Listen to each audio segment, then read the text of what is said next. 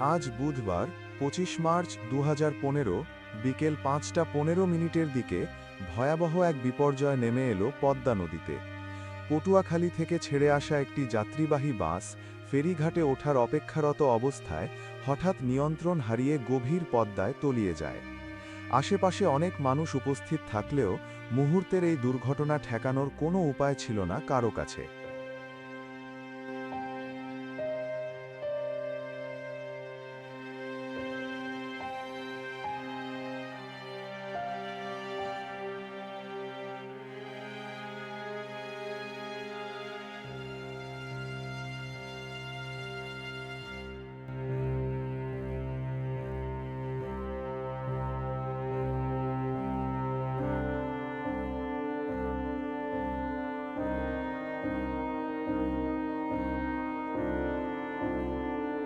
প্রত্যক্ষদর্শীরা জানিয়েছেন, বাসটি যখন ঘাটে দাঁড়িয়েছিল তখন বেশ কিছু যাত্রী ফ্রেশ হওয়ার জন্য বাসের বাইরে নেমেছিলেন। তারা চোখের সামনেই বাসটিকে ডুবে যেতে দেখেন এবং ভাগ্যক্রমে বেঁচে যান। কিন্তু যারা ভেতরে ছিলেন তাদের ভাগ্যে ঠিক কী ঘটেছে তা নিয়ে বাড়ছে উদ্বেগ।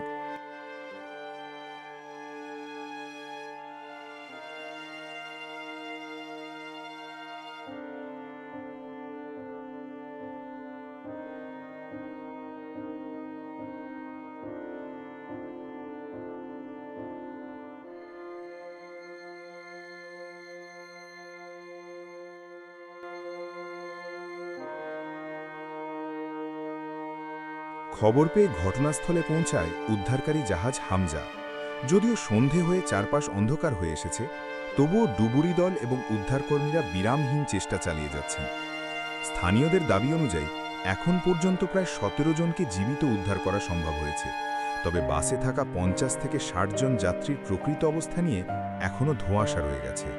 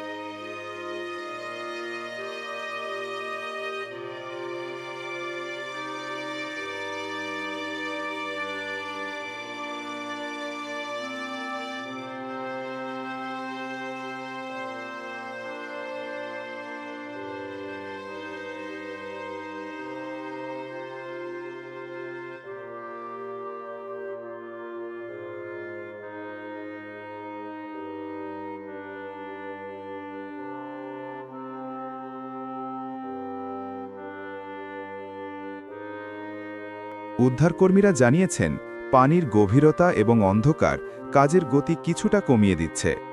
প্রশাসনের পক্ষ থেকে সাধারণ মানুষকে অনুরোধ করা হয়েছে তারা যেন উদ্ধার কাজে বাধা না দিয়ে সহযোগিতা করেন। পরবর্তী আপডেট পেতে আমাদের সাথেই থাকুন।